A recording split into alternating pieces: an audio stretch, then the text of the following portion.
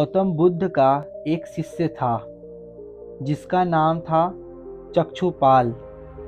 वह आँख से देख नहीं सकता था क्योंकि वह अंधा था, जिसके कारण प्रतिदिन बहुत सारी चींटियाँ उसके पैरों से दबकर मर जाती थी। बुद्ध के अन्य भिक्षु यह देखकर बहुत ही दुखी हुआ करते थे क्योंकि भगवान बुद्ध ने अपने शिक्षा में हिंसा करने के लिए मना कर रखा था, परंतु चक्षुपाल द्वारा प्रतिदिन हिंसा हो रही थी। चक्षुपाल कोई साधारण भिक्षुक नहीं था। जिस उद्देश्य के लिए वह भिक्षुक बना था, उसका वह उद्देश्य पूरा हो चुका था, यानी वह खुद को जान चुका था। फिर भी उसके द्वारा पाप हो रहा था, जिसे देखकर अन्य भिक्षुओं को दुख हो रहा था। एक दिन बुद्ध के कुछ शिष्य बुद्ध के पास जाते हैं और उन्हें सारी घटना बताते हैं। बुद्ध अपने भिक्षुओं से कहते हैं, भिक्षुक चक्षुपाल अरहंत प्राप्त है, वह अपनी चेतना से हिंसा नहीं कर सकते। तब बुद्ध के भिक्षु बुद्ध से पूछते हैं, बुद्ध, यह बात तो हमें समझ आती है कि भिक्षु चक्षुपाल ने अपने पूर्व जन्मों में पुण्य किए होंगे, तभी उन्हें इस जन्म में अरहंत प्राप्त हुआ है। पर पुण्य कर्म करने के बाद भी उन्हें इस जन्म में अंधापन क्यों मिला है? हमें यह बात समझ नहीं आती।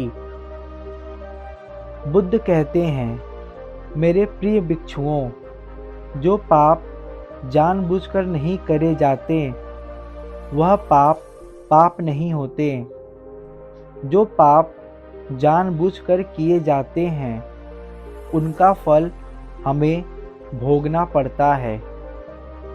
चक्षुपाल ने अपने बीते हुए जन्मों में कुछ ऐसे कर्म करे थे, कुछ ऐसे पाप करे थे जिनका फल उसे इस जन्म में भोगना पड़ रहा है, जिसके कारण वह देख नहीं सकते। जैसे बैलगाड़ी में लगे पहिए बैलों का पीछा करते हैं, वैसे ही मनुष्य द्वारा किए गए कर्म उसका पीछा करते हैं। दो तरह की पूंजी पूरे जीवन भर मनुष्य एकत्रित करता है। पहली है पाप और दूसरी है पुण्य। पुण्य तो मनुष्य किसी दूसरे के साथ बांट भी सकता है, लेकिन पाप को बांटने का कोई भी तरीका नहीं है। पाप को बांटने का कोई भी विकल्प नहीं है। पुण्य कैसे बांटा जा सकता है? आइए समझते हैं। ऐसी कई कथाएं हैं जिससे यह पता चलता है कि कैसे एक व्यक्ति दूसरे व्यक्ति को अपना पुण्य देकर उसे पीड़ा से मुक्त कर सकता है। एक घटना आपको बताता हूँ। एक बार एक गाय तड़प रही थी। उसके प्राण निकलने वाले ही थे, लेकिन निकल नहीं रहे थे। उसे बहुत पीड़ा हो रही थी। तभी वहाँ एक बौद्ध भिक्षुक आए। उन्होंने अपने दोनों हाथ उस गाय के ऊपर रखे और आंखें बंद करके कुछ बुदबुदाएं। तब तुरंत ही उस गाय ने अपने प्राण को त्याग दिए।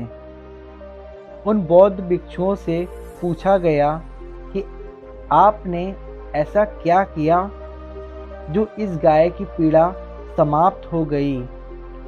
उन बौद्ध भिक्षुओं ने मुस्कुरा के कहा कि मैंने तो सिर्फ इतना ही कहा।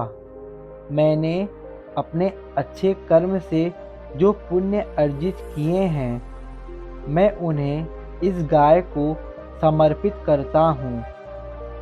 इसे इसके कष्ट से मुक्ति मिले।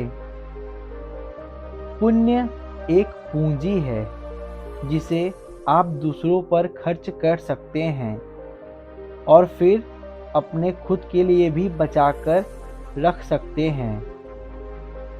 दोस्तों, इस छोटी सी कहानी से हमें यह सीख मिलती है कि हम जो भी पाप कर्म करते हैं, हर हाल में उन्हें हमें ही भुगतने पड़ते हैं, और जो पुण्य हमारे द्वारा करे जाते हैं, या तो उस पुण्य को हम किसी और पर खर्च कर सकते हैं, या तो उसे अपने लिए बचाकर रख सकते हैं।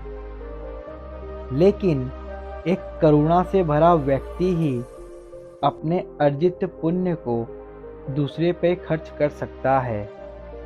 तो दोस्तों, आपको यह कहानी कैसी लगी, कृपया कमेंट बॉक्स में ज़रूर बताएं। और यदि आपको यह वीडियो पसंद आया तो कृपया इसे लाइक करें, हमारे चैनल को सब्सक्राइब करें, और हमारे चैनल द बुधा ब्रेन से जुड़े रहने के लिए आपका बहुत बहुत धन्यवाद। नमो बुद्धाय।